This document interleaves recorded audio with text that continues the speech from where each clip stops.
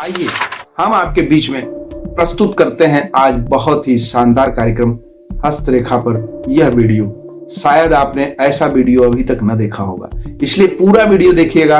आपके जीवन में आपके संबंध कैसे अच्छे हो सकते हैं, कैसे संबंध हैं आपके, और किस तरह से क्या आप संबंधों को अच्छे से निभा पाएंगे, क्यों नहीं निभा पा रहे हैं संबंध, देखिए इसी कार्यक्रम में। चलिए शुरू करते हैं।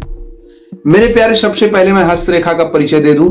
पूरे संसार में हस्तरेखा शास्त्र को सामुद्रिक विज्ञान नाम से जाना जाता है, सामुद्रिक शास्त्र नाम से जाना जाता है। इसकी शुरुआत, इसका प्रारंभ समुद्र नाम के एक ऋषि ने किया था।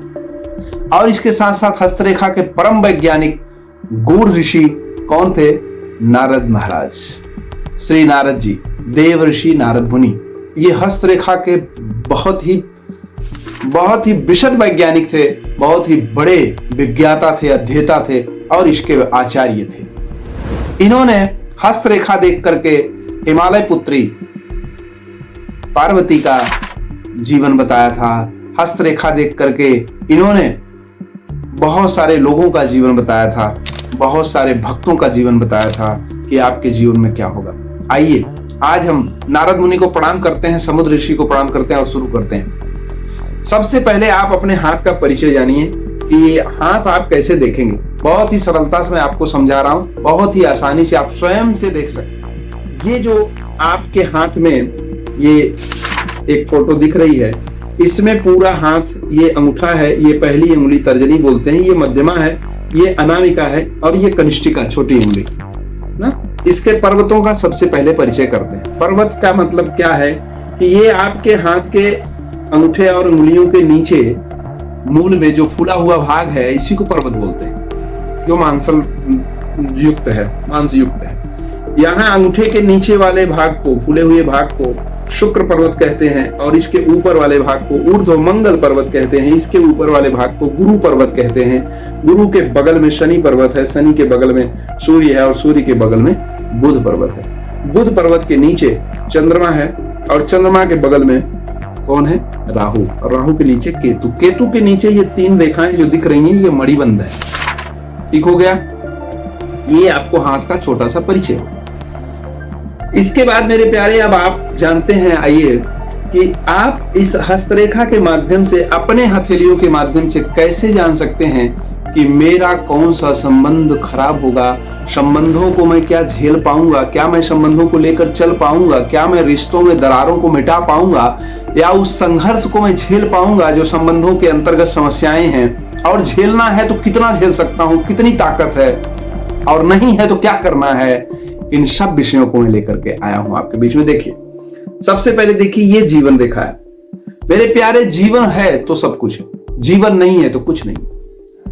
अगर लाइफ है, लाइफ लाइन सही है, जीवन रेखा सही है, और जीवन रेखा के अंतर्गत जो शुक्र पर्वत उभार लिए हुए है, तो आदमी की कैपेसिटी, उसकी क्षमता बहुत मजबूत होती है। वो रिश्तों को झेलने में अपने आप को, अपने अंदर बर्दाश्त की क्षमता उसकी असाधारण होती है। वो बहुत अच्छे से बर्दाश्त कर सकता है, किसी की बात को आराम से, उसके जहर युक्त बात को पी सकता है। अगर कोई कड़वा वचन बोल रहा है, उसको अपने अंदर ले सकता है। और नहीं, अगर ये पर्वत दबा कुचला है और ये जीवन रेखा सट करके जा रही है, ये ज्यादा उभार लिए हुए, ज्यादा घेराव लिए हुए ये जीवन रेखा नहीं है, तो उस आदमी के अंदर धैर्य की कमी होती है। रिश्तों को बहुत ज्यादा खींच नहीं पाएगा और उसके तालमेल बिगड़ सकते हैं। जिसको मानेगा, दिल से मानेगा, और अगर वहां से धोखा मिला, वो जीवन भर के लिए छोड़ देता है। रिश्ते खराब हो जाते हैं, रिश्ते कमजोर हो जाते हैं। तो क्या होना चाहिए? ये मंगल और शुक्र पर्वत जितना ज्यादा ये जीवन रेखा लेकर चलेगी, उसका जीवन भी अच्छा होगा, लंबा होगा, और इसके रिश्ते भी अच्छे होंगे, सामाजिक संबंध भी अच्छे होंगे। ये हो गया शुक्र पर्वत से संबंधित रिलेशन। अब ये शुक्र पर्वत जो है, ये शुक्र पर्वत किस किस चीज को प्रदर्शित करता है, ये बहुत लंबा विषय है। शुक्र मतलब वीनस, मतलब पूरे संसार में 9 ग्रहों में सबसे सुंदर ग्रह इसी को माना जाता है। वीनस, इसको सुंदरता की देवी कहा जाता है। ये सबसे सुंदर ग्रह है। अगर ये शुक्र पर्वत ज्यादा उभार लिए हुए, उभरा हुआ है, तो व्यक्ति बहुत सुंदर होता है, आकर्षित करने वाला होता है। और उसके विपरीत लिंगी व्यक्ति, जैसे पुरुष है तो स्त्रियां और स्त्री हैं तो पुरुष, ऐसे लोग भी उससे बहुत आकर्षित होते हैं और उसका लग्जरियस जीवन बहुत अच्छा होता है। तो अगर उसका लग्जरियस जीवन अच्छा है, उसके पास प्रॉपर्टी है, धन है, रुपया है, पैसा है, तो कौन रिश्ता उससे नहीं रखना चाहेगा। अमूमन आज के डेट में लोग उससे रिश्ता भी अच्छे से रखना चाहेंगे और जल्दी रिश्ता टूटता नहीं, क्योंकि देना लेना बना रहता है। तो आजकल आप जानते हैं कि सुविधा संग्रह, धन संबंधी, सारे संबंधी धन पर और संपत्तियों पर, लेने देने पर ज्यादातर डिपेंड रहते हैं। तो ये शुक्र पर्वत इसलिए बहुत जरूरी है उठा हुआ होना। इसके बाद चलते हैं ये गुरु पर्वत। गुरु पर्वत जितना अधिक उभरा होगा, आदमी का ज्ञान उतना ही बढ़िया होगा। उसके पास दिमाग बहुत अच्छा होगा, उसके पास अध्ययन अच्छा होगा, पढ़ा लिखा होगा इंसान। लेकिन यदि ये आवश्यकता से अधिक उभरा होगा तो उसके अंदर अहंकार होगा, क्रोध होगा, गुस्सा होगा, वो रिश्तों को झेल नहीं पाएगा, टूटने लगेंगे रिश्ते। क्यों? क्योंकि उसके पास अभिमान हो गया है कि मैं बहुत जानता हूं। इस बात से भी रिश्ते टूटते हैं, आपने देखा हो। इसके बाद ये शनि पर्वत। शनि पर्वत अगर उभरा हुआ है, अच्छा है, लाल गुलाबी, ये सारा हाथ अगर गुलाबी तो बहुत बढ़िया, पिंक। और अगर इसमें व्हाइटनेस है तो उसके बाद दूसरा नंबर। अगर इसमें पीलापन है तो तीसरा नंबर, यानी कि उसका स्वास्थ्य गड़बड़ रहेगा। और अगर इसमें कालापन है तो थर्ड क्वालिटी, यानी कि उसके रिश्तों में, उसके परिवार में, उसके धन दौलत में हर जगह ग्रहण लगा हुआ लगेगा, यानी कि शनि की ज्यादा से ज्यादा। अगर व्यक्ति काला भी हो, यानी उसका कलर सांवला भी होगा, तो भी इसमें जो कलर होंगे वो दिख जाएंगे, वो अलग से दिखेंगे कि आदमी का ये जो है कि हाथ काला है, यानी कालीमा लिए हुए हाथ है, या उसके रंग से मैच कर रहा है और चमक रही है, लाइट है। लाइट है तो मतलब उसका मतलब गुलाबी, पिंक से आशय वही हुआ, ठीक। तो काला गोरे से मतलब नहीं है। लेकिन अगर वो व्यक्ति गोरा है तो उसके लिए गुलाबी कलर ही होना चाहिए, यानी कि उस तरह का पिंकनेस होना चाहिए उसमें, ठीक हो गया। लाल ज्यादा है अगर हाथ, तो आदमी क्रोधी है, गुस्सैल है, रिश्तों को जीता है, लेकिन फिर भी रिश्ते बहुत सारे टूटेंगे, क्योंकि अहंकार है, गुस्सा। ये शनि पर्वत ज्यादा उभरा है। और शनि पर्वत यदि अच्छा है तो आदमी के अंदर त्याग भी होता है, धन भी होता है। और धन के साथ अगर त्याग की भावना हो तो रिश्तों को मजबूत कर सकता है। अगर धन है, केवल भोग है, केवल मैं अपने लिए चाहता हूं, तो फिर रिश्ते ज्यादा नहीं टिकेंगे, क्योंकि जिसकी अपेक्षाएं वो टूटेंगे और रिश्ता टूटेगा आपका। इसके साथ मेरे प्यारे ये सूर्य पर्वत यदि ज्यादा उभरा हुआ है, ठीक है, तो ऐसे व्यक्ति के रिश्ते जो होते हैं बहुत जबरदस्त होते हैं। लेकिन कहाँ? सरकारी विभाग में, सरकार से, राज्य सरकार से। और ऐसा व्यक्ति बहुत हद तक सफल होता है अपने जीवन में, मान सम्मान, यश बहुत मिलता है। इसकी बातें मीडिया की तरफ फैल जाती हैं। कहीं अगर ये ना मौजूद हो तो उसके दोस्त चर्चा करते हैं, कहाँ है, उसके नाम लिए जाते हैं उसके पीछे। यानी कि ये चलता फिरता एक सरकारी मीडिया तंत्र है, ऐसा इसका रिश्ता होता है। और ऐसा व्यक्ति सरकार में उच्च स्तर पर, सचिव पद पर, मंत्री पद पर हो सकता है, यदि इसके साथ साथ सूर्य रेखा भी अच्छी है और भी चीजें जो शर्तें हैं वो लागू हो रही हैं तो।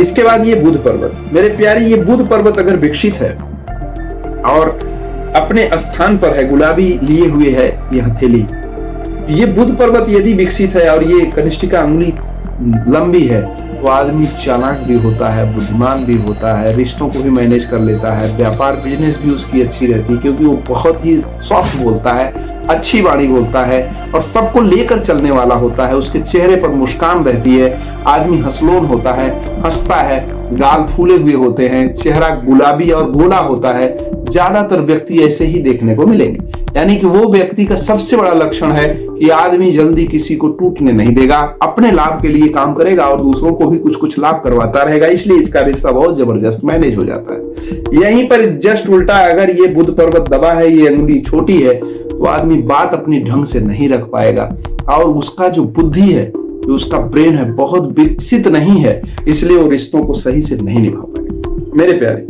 आइए, यदि चंद्र पर्वत उभरा हुआ है, आदमी काल्पनिक है, सुंदर है, स्वस्थ है और इसके साथ साथ ये गुलाबी है तो बहुत बढ़िया। अगर चंद्र पर्वत ज्यादा उभरा नहीं है, दबा हुआ है, तो उसकी कल्पनाशीलता कमजोर है, वो आदमी अच्छे से सोच नहीं पा रहा है, अच्छे से सोच नहीं पाएगा तो भी रिश्तों को निभा नहीं पाएगा। किसी का दुख सुख अगर हम फील ही नहीं कर पा रहे, कल्पना नहीं कर पा रहे, कैसे निभाएंगे। इसके साथ साथ ये राहु, बीच में राहु पर्वत और ये नीचे केतु पर्वत, केतु और राहु अगर स्वस्थ हो, अच्छे हों, तो आदमी अपने माया जाल से, अपने बढ़िया बात से, अपने व्यवहार से, अपने सिस्टम से लोगों को प्रसन्न कर लेता है, सही रखता है। लेकिन अगर इन पर खराबी आ गई तो आदमी अचानक उसके रिश्ते ब्रेक हो जाते हैं, अचानक टूट जाते हैं। ठीक हो गया। अब इसके बाद हम करते हैं, रेखाओं से भी आप रिश्तों को समझ सकते हैं। कैसे?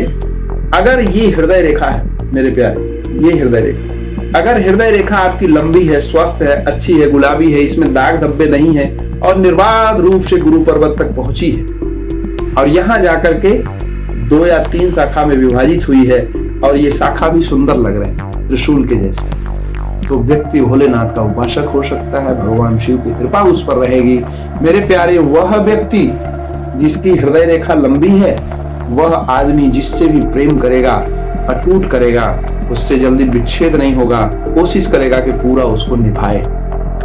मेरे प्यारे, ऐसे व्यक्ति की धर्मपत्नी और ऐसे व्यक्ति का जीवन में जो मित्र बनता है वो भाग्यशाली होता है, क्योंकि यह व्यक्ति पूरा तन मन से उसके साथ रहता है। लेकिन मेरे प्यारे, अगर ये हृदय रेखा खंडित है, टूटी हुई है, छोटी है, वैसा व्यक्ति हृदय का भी छोटा और वह बीच बीच में रिश्तों को तोड़ सकता है, छोड़ सकता है। इसके साथ मेरे प्यारे, अब आइए मस्तिष्क रेखा से जानते हैं। अगर ये मस्तिष्क रेखा बहुत लंबी है, यानी कि यह मस्तिष्क रेखा यहाँ जाकर के इस पोर को छू रही है, इसको काट दी है, इसके नीचे भी चली गई है, तो ऐसा व्यक्ति इतना ज्यादा सोचने वाला होता है, इतना अधिक सोचने वाला होता है, इतना अपने आप को बुद्धिमान और ज्ञानी समझने लगता है कि अपना काम स्वयं ही बिगाड़ने लगता है, अपने पैरों पर कुल्हाड़ी मारने लगता है, उसके रिश्ते जल्दी नहीं बचते। मेरे प्यारे, ये हस्तरेखा पर बहुत जबरदस्त रिसर्च भी हुआ है। Journal of personality and social psychology 2019 के रिसर्च में पाया गया है कि जितने भी संबंध हैं, ये संबंध हस्तरेखाओं के माध्यम से समझे जा सकते हैं और हस्तरेखाओं के माध्यम से इसको पढ़ा जा सकता है और इसको अपने जीवन में सुधार किया जा सकता है। मेरे प्यारे, यहीं तक नहीं, इस हस्तरेखा शास्त्र को हमारे पौराणिक ग्रंथों में भी प्रमाणित किया गया। जब नारद जी ने हिमालय कुमारी पार्वती जी का हाथ देखा था और उनकी माता मैना परेशान थी कि आखिर इसके विषय में आप ऐसी ऐसी बातें बता रहे हैं, इसका क्या होगा, इसका निदान भी नारद जी ने बताया कि आपका पति, यानी इस बिटिया का पति बहुत ही गड़बड़ मिलेगा, मसानी मिलेगा, अवधूत मिलेगा, है ना, भीख मांगने वाला होगा। दुनिया भर की बात बताई, मैना परेशान हुई तो उन्होंने उत्तर दिया, उपाय बताया। यदि इतनी परेशानी है, सुनो मैं उपाय बताता हूं। जो तप करे कुमारी तुम्हारी, भाव्यु मेट शकै त्रिपुरारी। ये जो भगवान भोलेनाथ हैं, ये भावी यानी होनी को भी मिटा सकते हैं, तो निराश मत होइएगा। यदि आपके हाथ में कुछ गड़बड़ है तो उसका कुछ उपाय भी कर सकते हैं, लेकिन बिना भजन, बिना भगवत सेवा, बिना गुरु सेवा, बिना संत सेवा, बिना ज्ञान लिए पूर्ण कल्याण नहीं होता। इस बात को भी नोट करिए। ठीक हो गया? तो कुछ उपाय करके आप उसका हल भी निकाल सकते हैं। ये हो गया मस्तिष्क रेखा।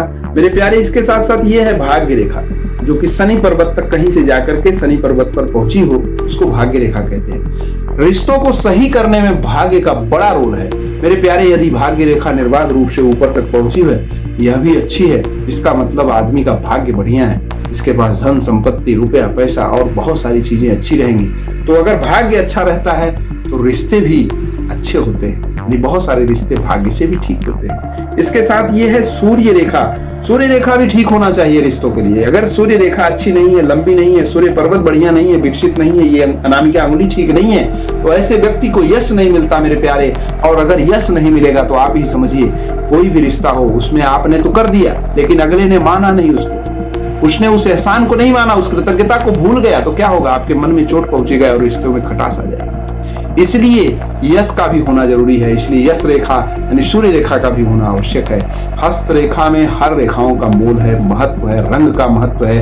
हमको आशा है मेरे प्यारे कि आपको यह आज का वीडियो बहुत अच्छा लगा होगा और आप लोग निश्चित रूप से देख करके लाभान्वित हुए होंगे। और कोई भी जानकारी चाहिए, आप दिए गए नंबरों पर व्हाट्सएप कर सकते हैं, बात कर सकते हैं। दूसरे वीडियो में आपको किस विषय पर अच्छा लगेगा रेखा के द्वारा, वह विषय जरूर लिखिएगा, बताइएगा, मैं उस विषय पर भी वीडियो बनाऊंगा। बहुत बहुत धन्यवाद। इस चैनल पर अब ऐसे वीडियो निरंतर आते रहेंगे, इसलिए इस चैनल को सब्सक्राइब करिएगा, अपने दोस्तों तक, अपने लोगों तक जरूर पहुंचिएगा। जय सिया राम।